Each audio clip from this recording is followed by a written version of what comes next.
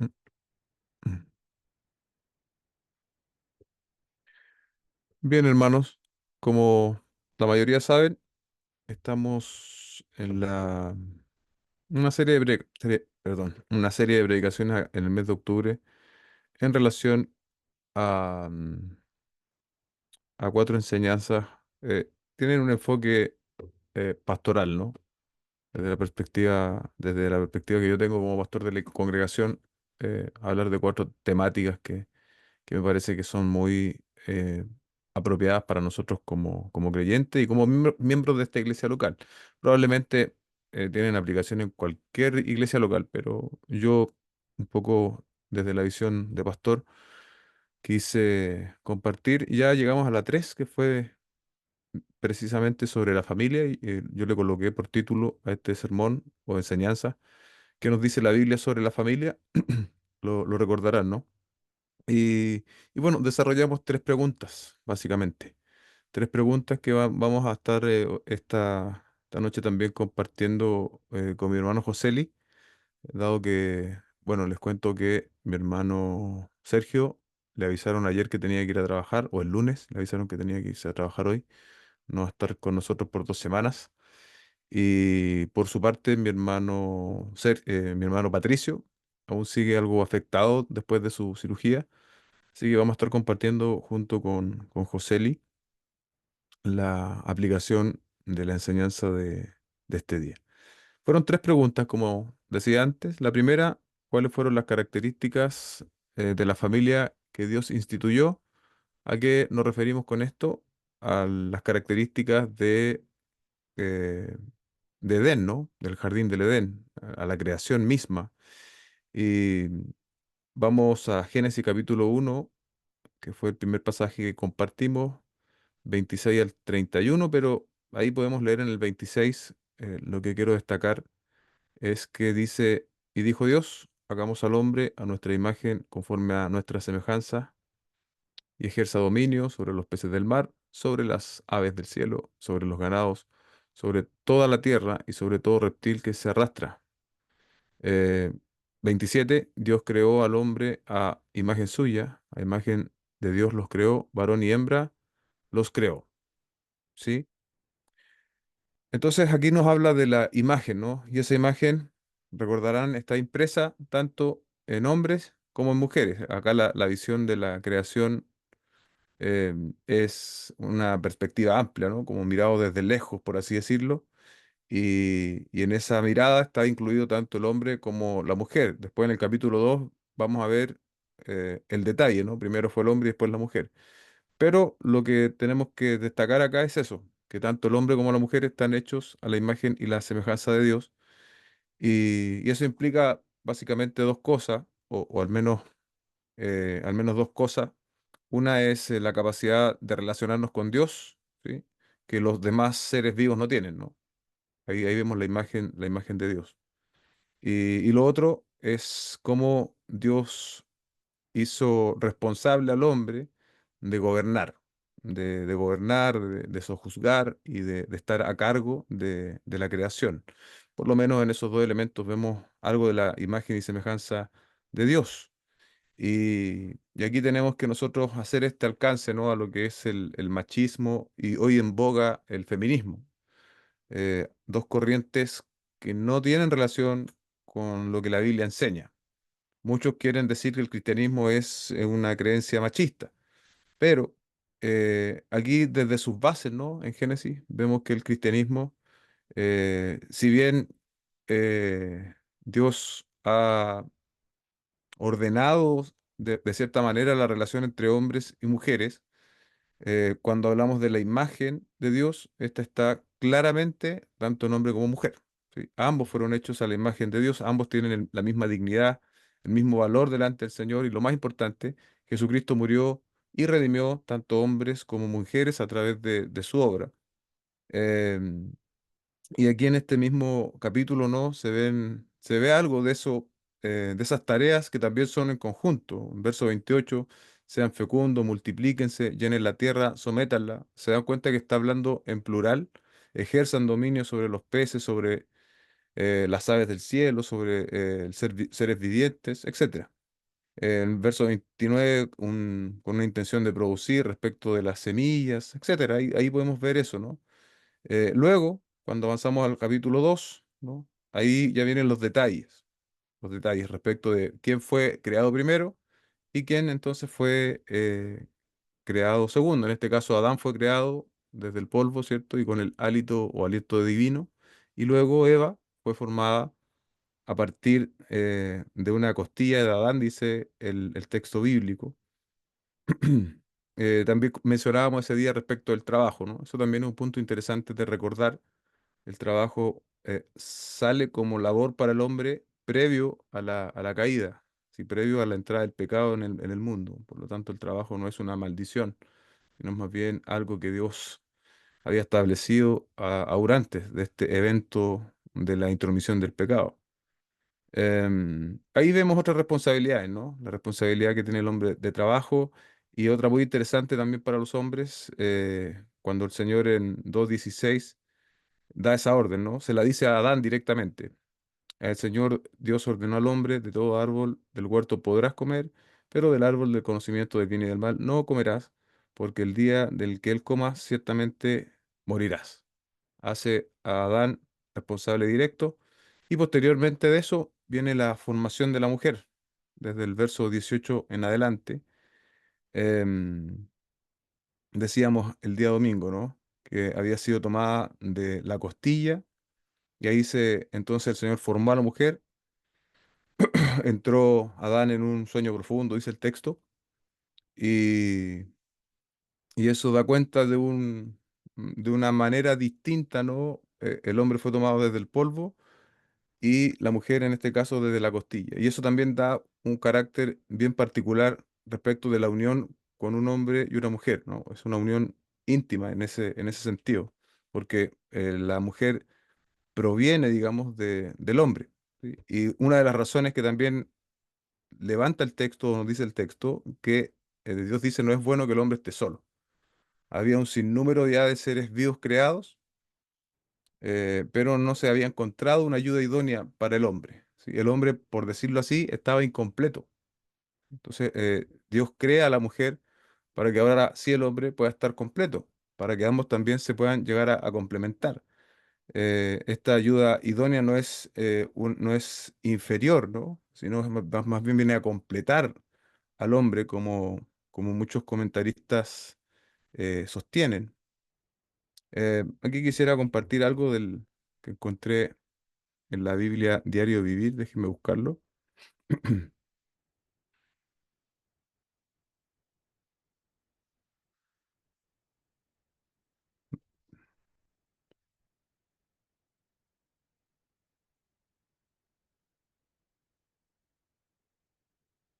Aquí está.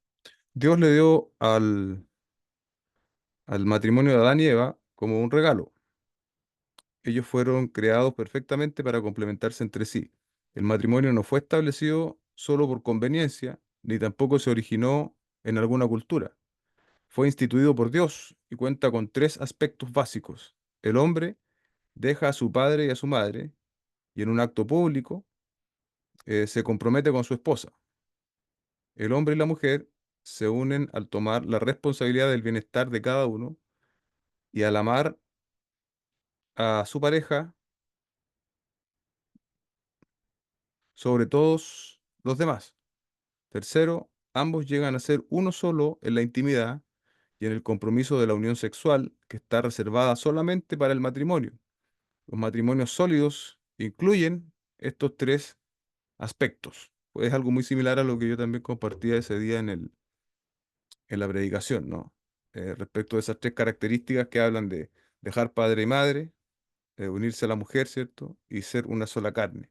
Eso evidentemente está en el plan original de Dios, y tiene absolutamente aplicación para nosotros hoy en día. En ese plan original, ¿qué no vemos?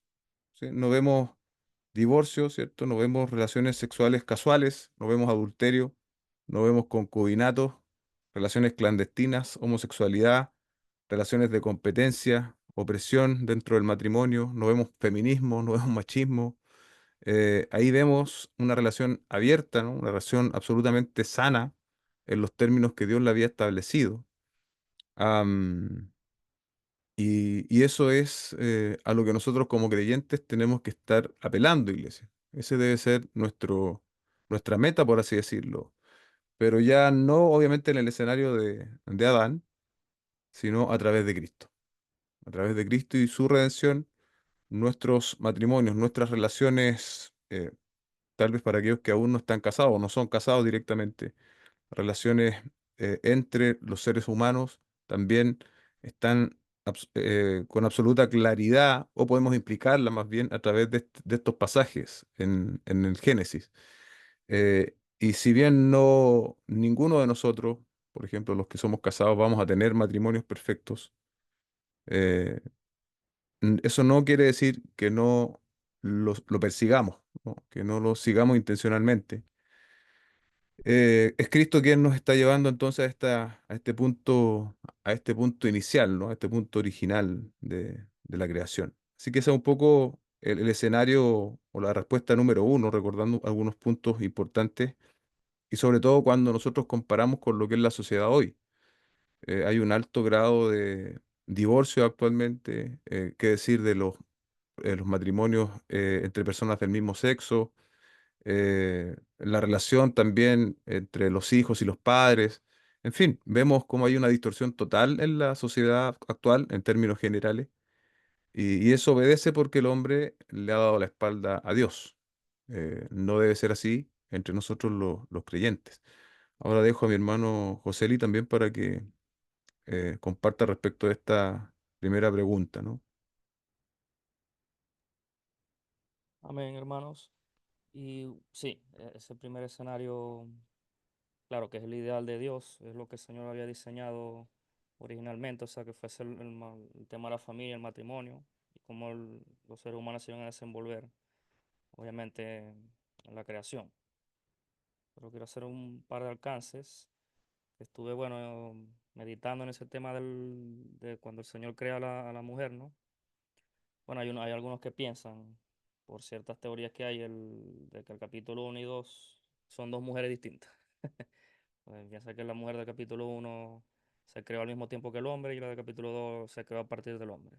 Y ahí obviamente se toma para llevar a otras conclusiones de que originalmente la primera mujer no estaba sujeta así como la segunda, que es Eva, que fue creada de la costilla. Y ahí surgen distintos tipos de pensamientos, más que todo obviamente con la corriente más feminista. Pero obviamente sabemos que, como bien comentó el pastor, esa segunda parte es como un doble clic o expandiendo a mayor detalle lo que es el capítulo 1, que es como a un nivel más macro, o sea, de todo lo que hizo el Señor, pero en el capítulo 2 empieza ya a detalle.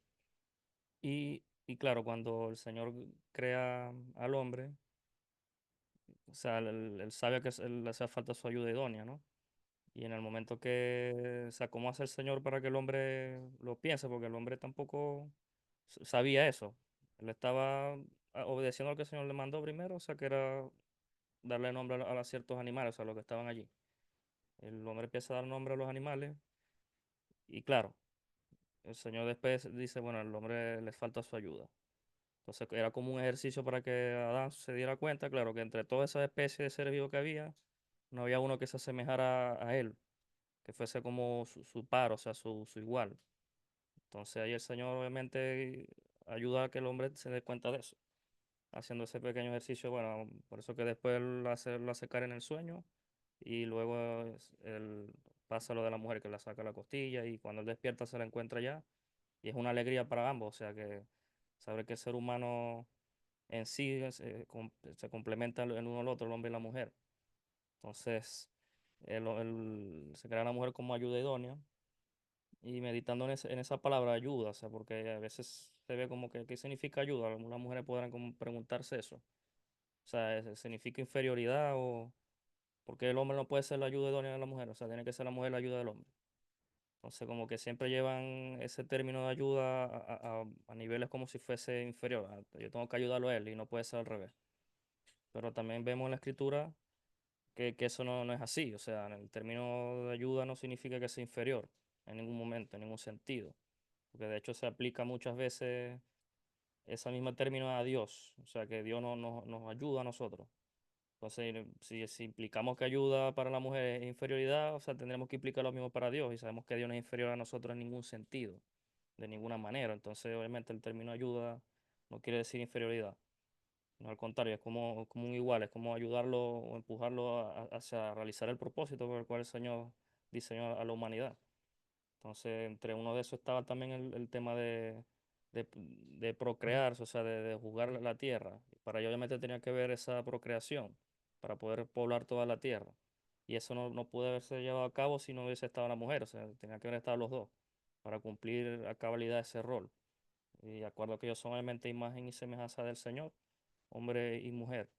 También ese término imagen, o sea, si lo pensamos en nuestro contexto ahora más actual, lo podemos ver como, no sé, como ver una foto de alguien, esa es la imagen de esta persona, o un dibujo o algo. Pero claro, en ese contexto del Antiguo Testamento no se pensaba de esa forma como ahora, sino que representaba más que todo el gobierno. Entonces, en ese sentido, los seres humanos eran imagen de Dios porque también iban a representar su gobierno en la tierra, y por eso el mandato de multiplicarse también. Y eso es algo de lo que como aplicación se ha visto bastante afectado en nuestras realidades ahora, porque el índice de nacimiento de hijos cada vez baja más. O sea, a niveles que son alarmantes, porque ya las personas no quieren tener más hijos. O sea, los ven como un estorbo, porque si están ellos no voy a poder realizar mis sueños, ni voy a poder cumplir mis expectativas, porque me va a llevar más tiempo, porque todo me va a hacer cuesta arriba, el tema de los costos. Entonces, obviamente que como la vida es difícil y es cara, y se está dando ese tema de que se está apoyando las relaciones entre el mismo sexo, obviamente que todo eso implica en que los hijos se vean en un segundo plano. Y obviamente eso es una distorsión de lo que es el plan original del Señor, porque el Señor quería que la tierra se llenara de seres humanos, obviamente, para representar su gobierno. Entonces es importante analizar ese tema si es que en algún momento lo hemos pensado, como que más que todos los que son recién casados o que están un poco más jóvenes, que no tienen hijos. O sea, como meditar en por qué yo estoy dilatando el tema de tener hijos. Obviamente que eso son cosas de peso, que tampoco se deben tomar a la ligera porque son responsabilidades, pero tampoco puedo tomar a la ligera el mandato del Señor. O sea, de poder obviamente llevar su imagen en todo el esplendor de la tierra, pues. Porque precisamente los hijos de los creyentes son los que van a seguir en nuestros legados en el tema de la iglesia. Si los creyentes tampoco tienen hijos, eso es problemático. Que de hecho salió un estudio de ese mismo tema en iglesias en Estados Unidos, o sea, bautistas, que eran iglesias que tenían cantidad de miembros grandes y que se iba multiplicando porque venían hijos de ellos. Cada miembro tenía, bueno, familia, 4 o 5 hijos ahora, y cada vez eso va decreciendo. Entonces se están envejeciendo cada vez más y hay menos generación jóvenes porque no quieren tener hijos, por una u otra razón. Obviamente que la cultura ha afectado en ese sentido. Entonces es importante mantener siempre en mente cuál fue el diseño original del Señor para que podamos obviamente movernos en pos a eso. Eso por mi lado. Amén. Buen punto ese que tocaba Joseli, porque hoy día las parejas jóvenes, bueno, primero no se casan, y segundo no tienen hijos. Entonces las parejas jóvenes hoy día, ¿qué quieren hacer? Quieren viajar, conocer el mundo, quieren realizarse, estudiar, pero tener hijos no está dentro de los planes. Eh, y eso está súper viralizado ese pensamiento. El problema, como muy bien decías tú, José, es que muchas veces también se infiltra dentro de nosotros los creyentes. Entonces, en esto, como decíamos antes, aquí está el plan original de Dios. Y sabemos que obviamente hay parejas que a veces no pueden tener hijos por razones médicas u otro tipo, pero claramente aquí hay algo que nos debe llamar la atención en ese sentido. Estaba buscando algo acá respecto de la ayuda idónea también para complementar lo que decía José. Esto es de la Biblia teológica, me parece. Para encontrar al hombre una ayuda idónea, Dios llevó a Adán todo el ganado, las aves, las bestias del campo. Sin embargo, ninguna de las bestias resultó ser idónea. Ser ayuda, del hebreo eser, significa cubrir las carencias de quien es ayudado. El término en sí mismo no implica que el que brinda la ayuda sea más ni menos fuerte que quien la recibe. ¿Se da cuenta? Lo que decía José Luis recién. Idónea no es lo mismo que decir como él. Una esposa no es un clon de su esposo, sino que lo complementa. Ahí para los que estamos casados, los que se van a casar, ahí tenemos mucho del modelo de Dios que se nos clarifica, ¿no? En el último punto que vimos en la enseñanza del domingo. El punto número dos es precisamente qué pasó luego de la intromisión del pecado. Y, y bueno, hubo consecuencias serias, ¿no? Y generacionales para toda la humanidad con la intromisión del pecado a través del engaño de la serpiente. Eh, Ahí se introdujo, ¿no? La estrategia que tiene por los siglos de los siglos Satanás de tergiversar la verdad y, y tratar de vendérsela al hombre. Ustedes recuerdan ese pasaje, no, no lo vamos a leer, vamos a adelantar un poco para no gastar tanto tiempo allí. Por ejemplo, en el verso 9 del capítulo 3, cuando ya había sucedido todo esto, Eva toma la manzana, come, le da a Adán. Verso 9 dice, pero Dios llamó al hombre y le dijo, ¿dónde estás? Y aquí vemos esa responsabilidad que compete, ¿no? Al hombre. Se le había asignado esa responsabilidad, Adán había fallado. Hay este principio de responsabilidad también hoy día en términos de autoridad, ¿no? Cuando, por ejemplo, pasa algo grave en alguna institución seria, el responsable último es el que manda más, independiente de que el error lo haya cometido algo bajo su autoridad. Aquí sucede más o menos lo mismo, ¿no? Dios llama al hombre, independiente de que fue la mujer quien se dio a la tentación. Pero por otro lado, la mujer tentó al hombre con el fruto. Y luego ven estas acusaciones cruzadas, ¿no? Que también son muy propias nuestras. Cuando nosotros cargamos mucho de eso, generalmente cuando algo malo sucede, eh, nunca somos los responsables. Siempre, siempre son los otros los responsables. Yo nunca tengo ningún análisis, ningún reparo que hacer respecto de mi persona, sino que siempre son los otros los responsables. Aquí vemos esa escena representada, pero obviamente con consecuencias que hasta el día de hoy nos alcanzan, ¿no? Aquí está este versículo que es importante que, no sé si se lo aprendan, pero que sepan que el Señor aquí estaba estableciendo esto en el 15, ¿no? Pondré enemistad entre tú y la mujer, entre tu simiente y su simiente, él te herirá en la cabeza y tú lo herirás en el talón. Ahí entonces se está hablando de tempranamente, ¿no? Muchos estudiosos, la mayoría ven ahí un anticipo de lo que haría Cristo, ¿no? Al herir finalmente, al herir en la cabeza toda la obra de Satanás, ¿no? Que trajo engaño, que trajo perdición, que arrancó a nuestros padres, Adán y Eva, de ese jardín del Edén, ¿no? Entonces, tiene mucha consistencia, como explicábamos también el día domingo. Y luego vienen las consecuencias, ¿no? A las mujeres, verso 16, en gran manera multiplicaré tu dolor en el parto, con dolor darás a luz tus hijos, con todo tu deseo será para tu marido, y él tendrá dominio sobre ti. Esto es interesante, ¿no? Porque aquí empieza la lucha por el poder, podríamos decirlo. Aquí empiezan eh, el origen, ¿no? de los problemas conyugales, podríamos decir.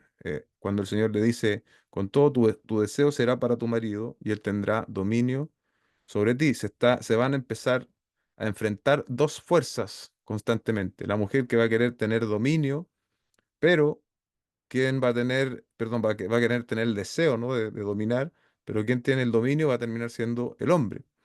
Déjenme buscar acá, es que saqué solo unas, unas fotos con el celular de los comentarios, pero para clarificarlo un poquito más, aquí está. Dice, tu deseo será para tu marido, él se enseñoreará de ti. Estas palabras del Señor indican que habrá conflicto permanente entre el hombre y la mujer por el liderazgo de la relación matrimonial. ¿Cuántos casados dicen amén? El liderazgo de la relación matrimonial. El liderazgo del marido y la relación complementaria entre marido y mujer, decretados por Dios antes de la caída, se encuentran ahora profundamente dañados y distorsionados por el pecado. Recuerda usted, iglesia, que el pecado lo distorsiona todo. Esto se manifiesta especialmente en forma de deseo desmesurado por parte de su esposa y autoritarismo por parte del esposo. ¿Se da cuenta? El deseo de la mujer, ¿cierto? Desmesurado y autoritarismo por parte del hombre. Ahí se está manifestando el pecado. El término hebreo traducido aquí deseo es teshuká. Aparece muy pocas veces en el Antiguo Testamento. Lo volvemos a ver en 4:7, en una declaración muy paralela a la de 3:16, justo antes de que Caín asesine a su hermano. Voy a avanzar ahí un poquito. Eh, de forma similar, las consecuencias permanentes del pecado original de Adán y Eva, al rebelarse contra Dios, tendrán efectos desastrosos en su relación. Eva tendrá el deseo pecaminoso de oponerse a Adán para afirmar su propio liderazgo sobre él, contradiciendo el plan de Dios de asignarle liderazgo a Adán en el matrimonio. Pero, dos, Adán abandonará también el papel que le concedió Dios antes de la caída de liderar, proteger y cuidar a Eva, sustituyéndolo por su propio y distorsionado deseo de enseñorearse de ella. Así pues, una de las consecuencias más trágicas de la rebelión de Adán y Eva contra Dios es una situación de conflicto dañino y permanente en las relaciones matrimoniales entre hombre y mujer, fruto de un comportamiento pecaminoso en el que ambos se rebelan contra sus respectivos roles y responsabilidades que Dios asignó al matrimonio. Esa, esa idea entonces es interesante tenerla en cuenta, amados hermanos, porque es lo que nosotros vemos. Es lo que nosotros vemos. Hoy día, obviamente, la gente que no cree en Dios, y bueno, a veces también entre creyentes, sí. Hay creyentes que se llegan a divorciar. Eso se ha visto y se va a seguir viendo, pero obviamente en el plano no cristiano es mucho más frecuente. Y es por eso, ¿no? Por esa lucha de poder, de autoridad, y en el caso de los varones, como muy bien decía este comentarista, queremos ejercer autoritarismo, no autoridad bíblica. Y en el caso de las mujeres no quieren como reivindicar su derecho o sus derechos de mujer. Y bueno, todo al final es distorsión. Entonces, ¿qué es lo que nosotros tenemos que hacer? Es venir a la palabra del Señor y dejar que ella moldee nuestros pensamientos, no la cultura, no nuestros instintos, porque nuestros instintos, bien digo, están modelados por el pecado. ¿Sí? Aún hay remanente de pecado en nosotros no, es que yo siento esto. No, pero lo que tú sientes viene con mucha carga aún de pecado, ¿sí? Entonces está distorsionado. ¿Qué es lo que debe para nosotros ser nuestra guía? Y es lo que debemos pedirle al Señor, ¿no? Porque claro, una mujer, por ejemplo, casada, podría decir, ya, yo voy a ser mansa. Pero si ese cambio no proviene de un cambio profundo que ha hecho el Señor a través de su evangelio, a través de la gracia, ese cambio va a ser como olla a presión, ¿sí? Va a ser como va a estar, va a estar, va a estar, va a resistir, pero va a llegar un momento en que esa olla va a reventar, porque no va a aguantar más, porque va a estar haciendo las cosas de manera legalista por cumplir. ¿Se dan cuenta? Y muchas veces nosotros caemos en eso también. Lo mismo para los hombres. Sabemos que tenemos que amar a nuestra esposa y bueno, tratamos de tener un mejor comportamiento, vamos y recogemos las cosas o ayudamos y cuidamos. Pero si lo estamos haciendo solamente por cumplir una norma, una regla, va a llegar un momento en que vamos a colapsar. Lo que nosotros tenemos que venir delante del Señor y asumir nuestras debilidades, asumir nuestras carencias y pedirle al Señor que nos vaya cambiando en conformidad a su palabra. Asumir que tenemos muchos patrones, ya sea producto del pecado mismo, o producto de la cultura, o producto de lo que nosotros vimos en nuestro hogar. Pueden haber cantidad de factores allí, pero que de verdad queremos ser transformados a la imagen del Señor y a lo que Él espera de nuestros roles en el matrimonio. Y obviamente también como padres, como madres, a veces hay casos también de tías que cuidan sobrinos, entonces la responsabilidad es más o menos similar, hacerlo como la Biblia espera que lo hagamos. Eso es muy importante. Hay muchos versículos que muestran, ¿no?, que las consecuencias del pecado en Adán y Eva nos alcanzan a nosotros. Yo les leí ese día domingo uno que me parece muy claro. No lo vamos a leer, pero si alguien está notando, Romanos 5:12 dice de manera muy clara el asunto del pecado, ¿no?, y cómo nos ha llegado a afectar a nosotros. Y vimos casos bíblicos, ¿no? De hecho, si usted lee después de eso, se va a encontrar con cada historia de desvío, así, de pecado, pero que uno cuando lee la Biblia se llega a sorprender de las cosas que llegaron a hacer estas personas. Y hoy día, lamentablemente, cuando nosotros vemos noticias, ocurre lo mismo, ¿no? Vemos allí de manifiesto el poder del pecado actuando sobre el ser humano cuando éste ha olvidado por completo el plan de Dios, ¿no? La revelación de Dios.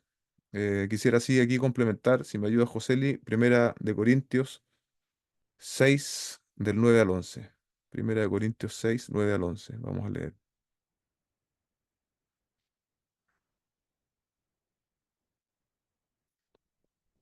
¿O no saben, hermanos, que los injustos no heredarán el reino de Dios? No se dejen engañar. Ni los inmorales, ni los idólatras, ni los adúlteros, ni los afeminados, ni los homosexuales, ni los ladrones, ni los avaros, ni los borrachos, ni los difamadores, ni los estafadores heredarán el reino de Dios. Y esto es interesante acá en el verso 11, ¿no? Observe, dice, y esto eran algunos de ustedes. ¿Se da cuenta que Pablo establece aquí un contraste? Una vida de pecado, una práctica del pecado constante. Dice, estos eran algunos de ustedes, pero fueron lavados, pero fueron santificados, pero fueron justificados en el nombre del Señor Jesucristo y en el Espíritu de nuestro Dios. Se da cuenta que necesariamente debe haber un cambio respecto del pecado, no tiene que haber arrepentimiento en la vida del el genuino creyente y tiene que haber también un cambio en el seno de nuestras familias, en nuestras relaciones matrimoniales, en nuestras relaciones con nuestros hijos y también de los hijos respecto de los padres, ¿no? Tenemos, por lo tanto, dentro del núcleo de nuestros hogares una gran responsabilidad que atender de manera permanente y, y bueno, solamente repetir algo que yo decía antes, ¿no? ¿Qué es lo que nosotros vemos hoy día en la sociedad? Bueno, los divorcios por doquier como la primera solución, ¿no? Divorciémonos, entonces dicen mucho. Las relaciones entre personas del mismo sexo, agresión física, agresión verbal dentro de los hogares, eh, los padres maltratando, malcriando a sus hijos, los hijos también no guardando el respeto debido a los padres. Eso es todo consecuencia del pecado. Y, y nosotros como hijos del Señor, como creyentes, el Señor nos quiere llevar a un camino de redención. Y esa redención obviamente se efectuó de manera completa en Cristo, pero nuestras vidas familiares también deben ser redimidas, ¿sí? Deben ser redimidas. Y no debemos estancarnos en la experiencia de nuestros padres, hayan sido muy buenas o muy malas. El modelo siempre va a ser superior porque el modelo es el que nos ofrece el Señor en su palabra. Ese es más o menos el segundo punto, ¿no? Ahí vemos de manifiesto cómo el pecado causa estragos desde Adán y a Eva. Y después, si uno revisa el relato bíblico, se da cuenta que las historias son bastante tristes. Y si vemos nuestra sociedad hoy día, nos damos cuenta de lo mismo. Joseli. Bueno, pastor, sí. En verdad, el pecado, después, bueno, lo que se cometió en el Edén, realmente que trajo estragos para los seres humanos, porque distorsionó completamente el diseño que el Señor había diseñado, bien, valga la redundancia, para los seres humanos y la creación en general. Si se fijan, claro, se invierte en todos los roles. Pues claro, estaba Dios como superiormente, el Señor por encima de todo. Fue crear al hombre para que gobierne la tierra y después de parte del hombre que es la mujer. Y el hombre tenía que guiarlo también a la mujer. Y entre los dos también guiar la creación, o sea, los animales que estaban tenían que someter, jugar todo. Pero claro, el Satanás con su astucia invierte todo este tema, o sea, engañando, empezando desde abajo, o sea, a la creación que eran los animales, representando a la serpiente, engañan a la mujer y la mujer va y hace que el hombre también tropiece. Entonces se invierte todo lo que el Señor diseñó originalmente y eso trajo obviamente consecuencias dolorosas para todos. O sea, como vimos, el pastor también comentaba, esa lucha de poder que hasta el día de hoy se ve. Porque claro, o sea, el tema de los seres humanos es que no les gusta, como ha dicho, al ser humano después de la calle no les gusta el tema de los gobiernos. O sea, de ningún tipo. O sea, podemos llevar esto hasta fuera del matrimonio y todas las instituciones que representen algún tipo de gobierno es un dolor de cabeza para los que piensan de esa forma. O sea, las instituciones, no sé, los policías los ven como si fuesen peor que los mismos ladrones o cosas, personas que hacen cosas malas, o los gobiernos tampoco los quieren, o sea, nunca están conformes con nada. Si fuese por la humanidad ahora, preferirían vivir sin ningún tipo de gobierno. Pero claro, ellos dicen es preferible el mal menor, o sea, no tener gobierno a no tenerlo, porque si no queda peor la cosa. Pero es que no les termina de caber en la cabeza, no nos termina de entrar el tema de que el gobierno es necesario para mantener un orden.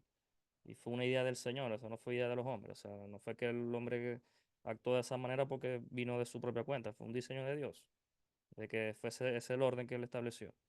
Entonces es importante entender que obviamente a raíz de la caída todas esas cuestiones se distorsionan y por eso hay tanta gente inconforme en todos los ámbitos, o sea, no hay forma de que queden conformes, porque siempre si no es una cosa es otra, si cambian el gobierno es porque este gobierno no me gusta y si ponen el que yo quería que era bueno, no, ahora quiero el anterior. Y así se ve el tema en el matrimonio, o sea, las personas que por ejemplo, se divorcian, el tema de que nadie se quiere hacer responsable.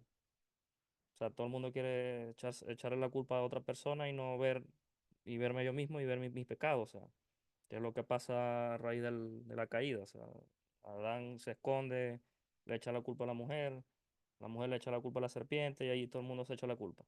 Pero nadie dice, no, si yo tengo parte de la culpa y tengo que reflexionar y pido perdón, me arrepiento. Y Señor, bueno, en tu gracia no, nos amparamos.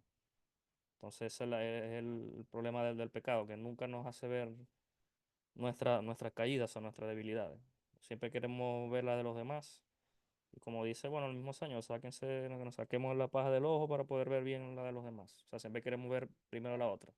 Y en el matrimonio eso es algo que es una lucha diaria, porque siempre van a haber roces, van a haber dificultades, diferencias, o sea, son dos cabezas distintas que pueden pensar diferente, distintos caracteres. Entonces, obviamente que eso va a traer conflicto. Y ni se diga obviamente con los hijos, ni se diga con los que nos rodean en nuestros trabajos, siempre van a haber distintas formas de pensar. Y el tema del pecado hace que nadie quiera tomar en cuenta las responsabilidades. Y por el tema ese de que se distorsiona todo. Y quería leer acá también algo. Estaba meditando en este material que también consulté. En la página, ¿qué dije ahí? Perdón, 42. Que habla como una aplicación de esto, que es la vida después de la caída. O sea, hay numerosas lecciones que aprender e implicaciones que surgen de la narración bíblica de la caída. Tal vez lo más importante sea que los hombres, de acuerdo con el diseño original de Dios, deben vivir su papel como líderes espirituales en sus matrimonios y familias, y las mujeres deben seguir su ejemplo en lugar de tratar de usurpar el papel del marido. En lugar de dejar que Satanás los divida o se aproveche de la posición vulnerable de la mujer cuando está sin su marido, valga la redundancia, fue lo que pasó acá. La serpiente fue astuta y fue a buscar a Eva cuando estaba sola, no cuando estaba con Adán, para engañar. Entonces las parejas deben trabajar juntas en equipo, desarrollar el hábito de orar juntos y buscar continuamente el consejo, el asesoramiento y el apoyo del otro. De este modo deben esforzarse con la ayuda del Señor por resistir los intentos de Satanás de entrometerse en su relación, de dividirlos y de causar estrago en su matrimonio y su familia. Deben ser fieles el uno al otro, disfrutar de su relación y continuar viviendo el mandato de Dios de ser fecundos y multiplicarse y llenar la tierra y someterla. Entonces, es como una exhortación aquí también lo vemos en la Escritura, o sea, luego que obviamente viene el Espíritu de Dios sobre nosotros, tenemos como la posibilidad y la capacidad de poder actuar de esa manera y de intentar volver al diseño del Señor y no dejarnos guiar por, obviamente, las corrientes de este mundo que se llevan por, como dice en la Escritura, el enemigo es el que mueve todo esto. Y por eso la cultura cada vez está más difícil para poder uno llevar a cabo ese diseño del Señor, porque están todas las barreras puestas para uno irse por el otro lado, o sea, de seguir por el mal diseño, porque todo gira en torno a que pensemos de esa manera, como hablamos anteriormente, el tema de no querer tener hijos, porque me va a evitar cumplir mi sueño, porque es más difícil, porque quiero hacer otras cosas, hay que disfrutar la vida. Y esas son las ideas que se nos venden en cada publicidad que sale. Las mujeres que no puedan, que no tengan hijos porque después el cuerpo se les deforma, pierden forma, entonces mejor quédense así, mantener dieta, mantener el gimnasio, mantener, todo gira en torno a uno mismo. Y no vemos cómo el Señor quiere que más bien los seres humanos representen su gobierno. Y para ello tienen que estar los dos juntos, sea hombre y mujer. O sea, el ser humano no puede representar al gobierno de Dios si no es hombre y mujer. Y esa es otra de las distorsiones que el enemigo ha hecho. Juntando mujeres con mujeres, hombres con hombres. Obviamente que es imposible representar el señorío de Dios de esa manera, cuando no ni siquiera pueden multiplicarse, por obvias razones, ¿no? Porque no, si son del mismo género no se va a poder. Entonces es importante ver eso que comentamos ahora, de estar juntos, estar en oración, de no dejarnos meterle la mano del enemigo en nuestras relaciones familiares, porque si no estamos dándonos cuenta de eso y un día empieza a hacer una discusión, la escritura nos manda a cuando después que discutimos no dejar que el sol se ponga. Entonces yo vengo, obvio eso y paso 3, 4 días molesto y ahí empieza uno a desobedecer y se hacen raíces de amargura y vienen más conflictos, se van juntando más cosas y ahí nacen los divorcios, porque nadie quiere reconocer sus propios pecados ni pedir perdón. Y lamentablemente, bien como dijo el pastor, en la iglesia también se da. Nosotros, bueno, con mi señora conocemos casos de eso, de hermanos que se han divorciado, que eran hermanos así de día a día con nosotros en la iglesia. Y por cosas que uno dice, no puede ser, o sea. Pero es por eso, hay que aprender a reconocer nuestro pecado, pedir perdón, el Señor es bueno y nos ayuda. Para eso obviamente está su Espíritu Santo y nos deja su palabra para tener una guía y saber qué hacer en los momentos que, obviamente, esta distorsión del pecado nos agobia. Eso. Amén. Gracias, José. Sí, bueno, un poco lo que decía José es muy cierto, ¿no? Este principio obviamente es aplicable al matrimonio y a otras relaciones importantes que uno pueda tener con amistades, pero sobre todo en el matrimonio, si nosotros no enfrentamos tempranamente los problemas, yo lo trataba de explicar así el domingo, no sé si se logró entender, es como cuando usted ve una grieta en la pared de su casa, ¿no? Ve una grieta pequeña y dice, no, no pasa nada, la dejo así nomás, no necesita reparación.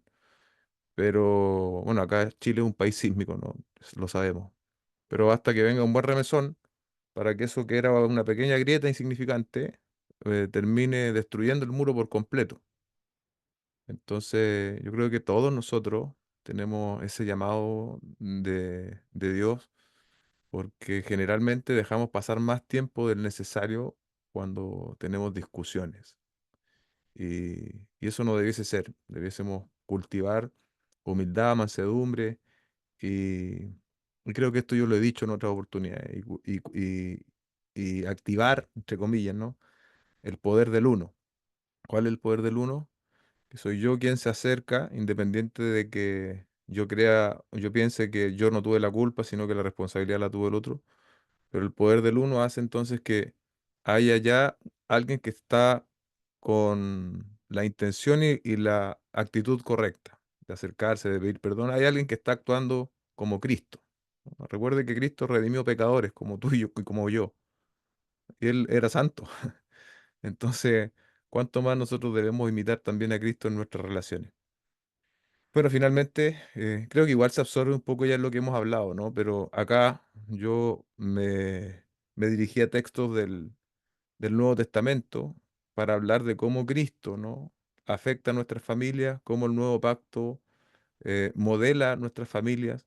Y aquí hay algo interesante, iglesia, que también nos debe servir de aliento a todos nosotros, porque en cada indicación, en cada mandamiento, prescripción que los autores bíblicos están dando, se da el hecho de que es obvio de que sus destinatarios originales tenían problemas con esto.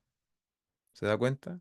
No es como que si nosotros llegamos a la fe y ya estamos absolutamente transformados, santificados, no hay más discusiones, no hay más pleitos, somos los maridos, los esposos perfectos, los padres, las mamás.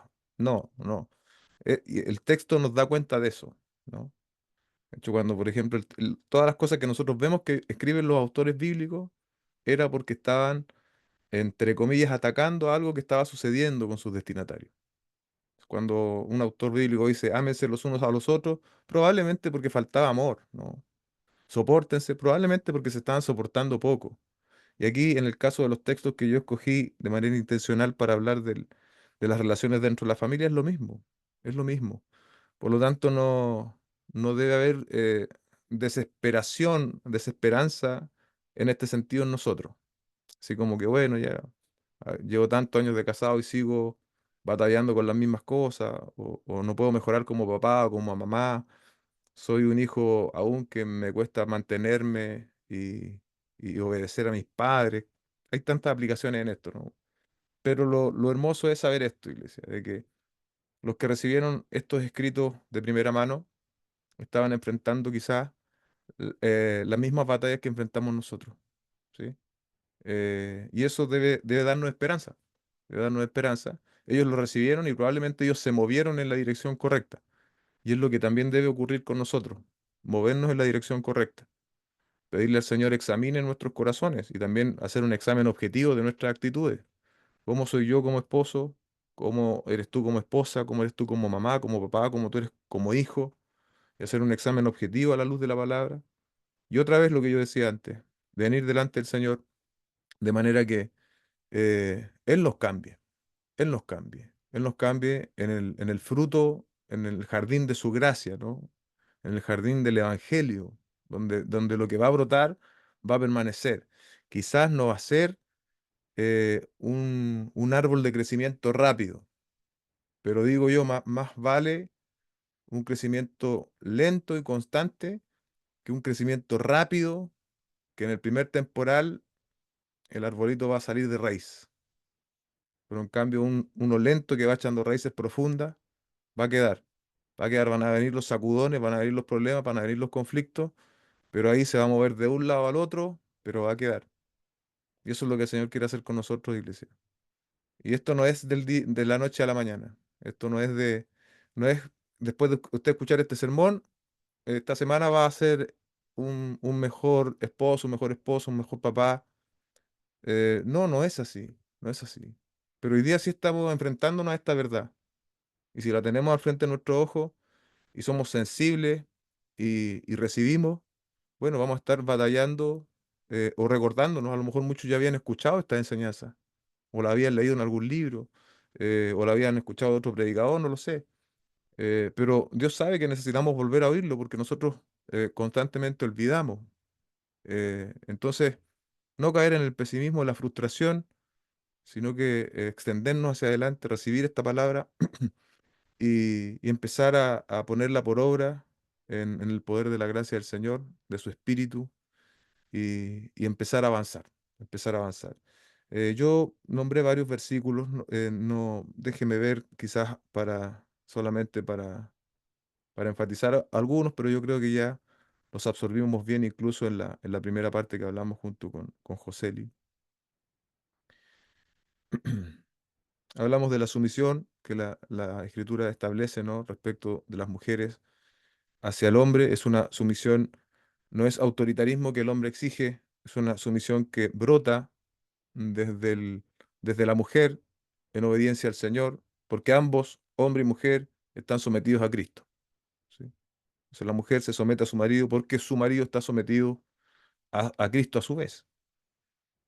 Hay casos particulares también que la Biblia también describe en otros pasajes como Corintio, cuando una mujer, por ejemplo, está casada con un no creyente. También ahí hay algo específico que obviamente por razones de tiempo no alcanzamos a analizar ese día, pero también hay respuestas allí que la Biblia nos ofrece.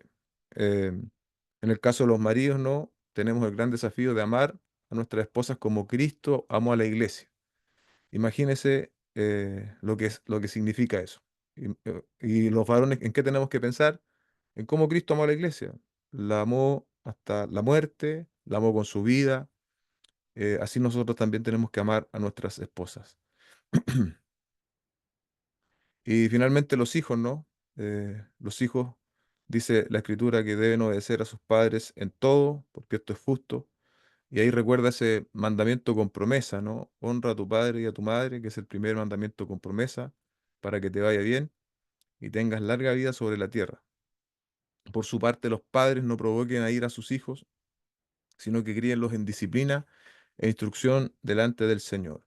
Hace algún tiempo, se lo recomiendo, yo estuve oyendo un sermón del pastor Héctor Salcedo respecto de este versículo 4 de Efesios 6, Efesios 6 4. Creo que, incluso creo que son dos sermones de este versículo 4. Y ustedes, padres, no provoquen a ir a sus hijos, sino que críelos en disciplina e instrucción del Señor. Eh, Porque evidentemente también nuestras pasiones a veces dominan y, y claro, como tenemos autoridad sobre nuestros hijos, a veces no les tratamos de la forma más correcta e incluso el no disciplinar a nuestros hijos de manera correcta es una falta de amor. ¿Sí? Recuerde lo que dice el autor de Hebreos, por ejemplo. Entonces, como dejarle pasar todo al hijo también es una falta de amor, porque el día de mañana ese hijo se va a encontrar con la realidad del mundo, ¿sí? Y va a haber requerido haber sido criado en disciplina, en amonestación, en instrucción.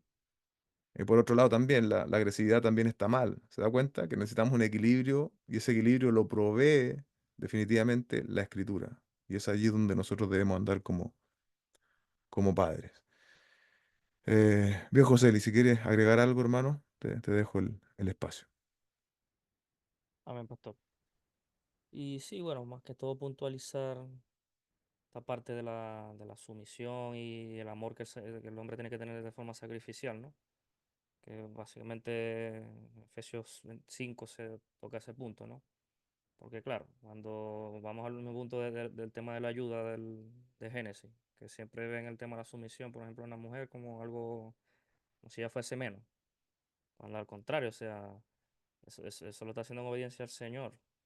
Y realmente que ese es el diseño que el Señor estableció. Nuevamente no es un invento del hombre o como muchos se han intentado amparar de distintas posturas para decir que eso es algo cultural.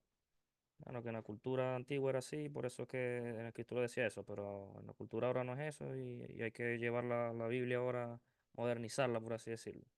Y no, o sea, como dice la misma escritura, que la palabra de Dios es inspirada por él, o sea, y no es que cada cierto tiempo cambia de opinión.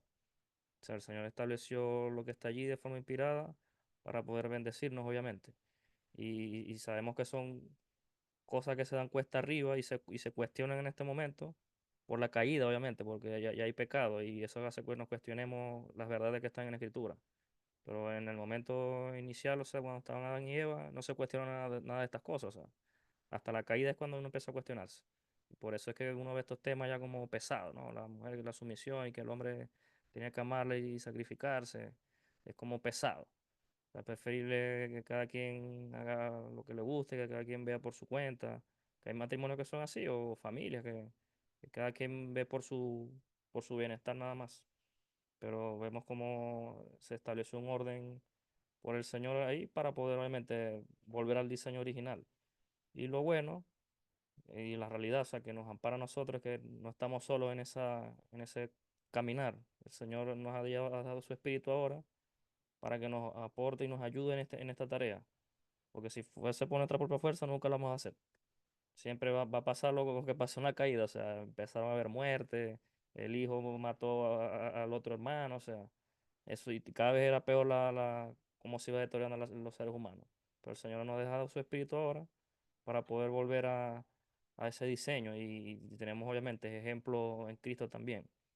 Entonces, como pensamiento, o sea, las mujeres que están llenas del Espíritu pueden someterse y los hombres llenos del Espíritu también pueden amar a su esposa, como Cristo amó a la iglesia. O sea, si no estamos llenos del Espíritu, es que no va a costar esto.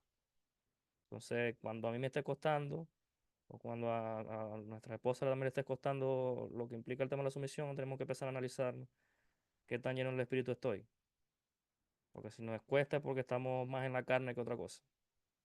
Entonces es importante empezar como que a hacernos esa retrospectiva cuando estemos como que en esas luchas, en esas constantes discusiones, y esto lo podemos llevar a todas las áreas, como estamos hablando, el tema de los hijos, de la honra con los padres, o sea, si nos está costando obedecer algo que está ahí en la escritura, es que nos falta sumisión al Señor.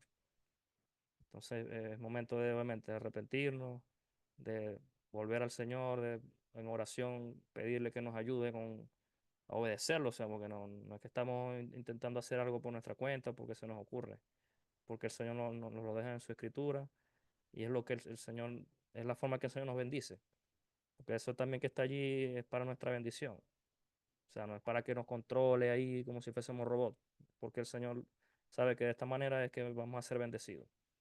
Entonces, tenemos que estar llenos del Espíritu de Dios para poder obedecer estas enseñanzas.